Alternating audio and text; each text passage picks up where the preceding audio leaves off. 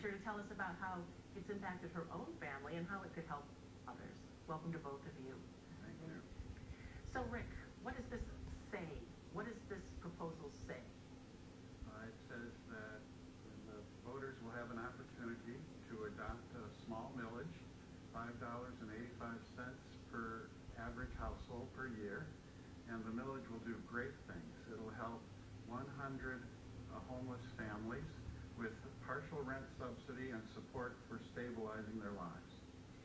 You work with people who are homeless. That's what Open Doors does. Right. Yet you told me that you yourself were shocked at the numbers that you came across in a New York Times article when reading about the Kalamazoo Promise.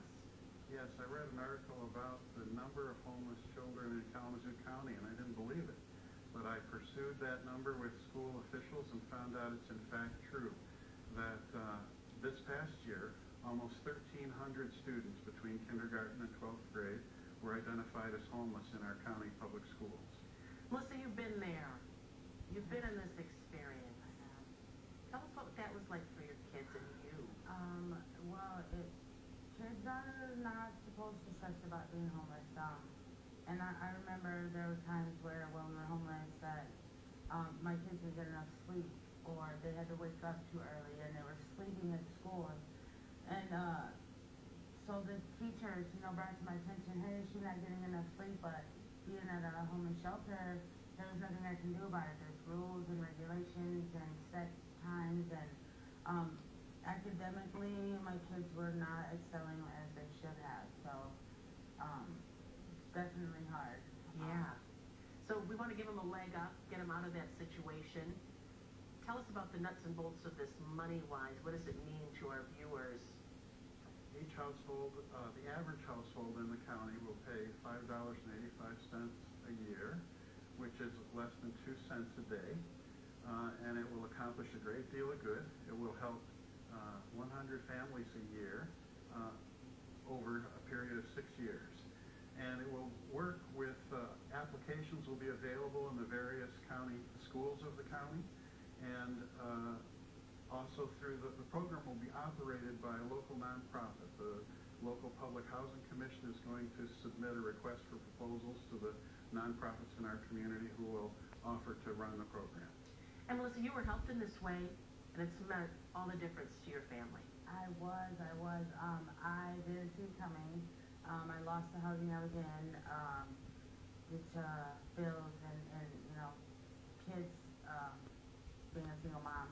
So I was at the mission for a good 3 months. I didn't see no ending in sight. And then I have a team full of workers that are for my kids, and I was surprised, and then I was given the opportunity of a lifetime, and it didn't sink in right away. But now, a year later, so I've spent almost a year, it's definitely changed our lives. My son's behavior in school was outrageously horrible. I mean, I was being called every day, and it was to the point where I remember one time he was suspended out the bus. He was damaging school property.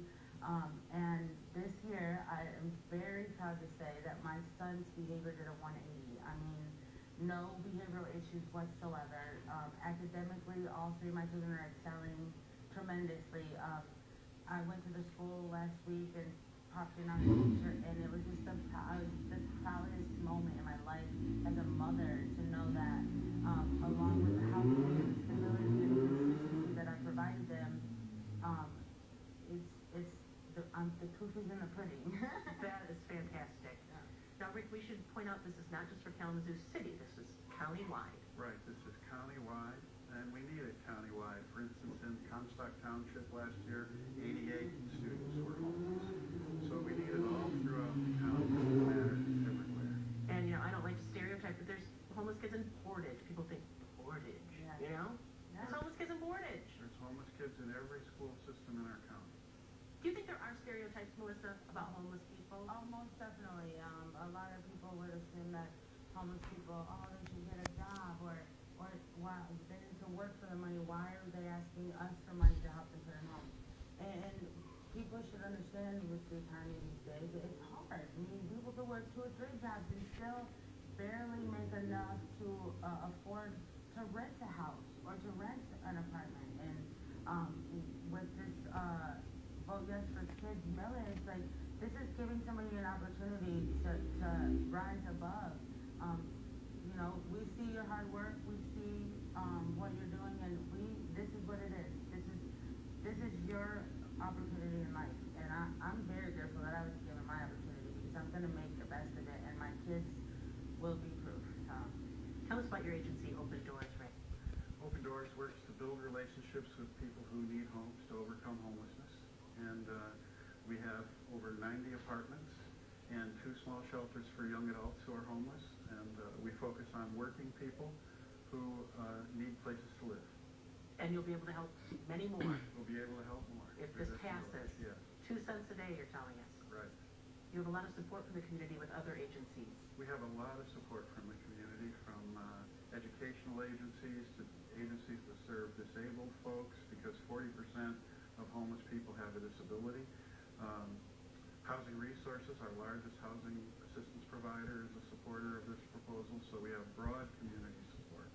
And I think our voters will support it, because I think our voters will feel that it's a good deal to be able to make this amount of difference for a small amount of money. Thank you so much for telling us about it today and for opening my eyes, and I'm sure many of our viewers. And I'm so glad that your family's doing better, Melissa. Thank you so much.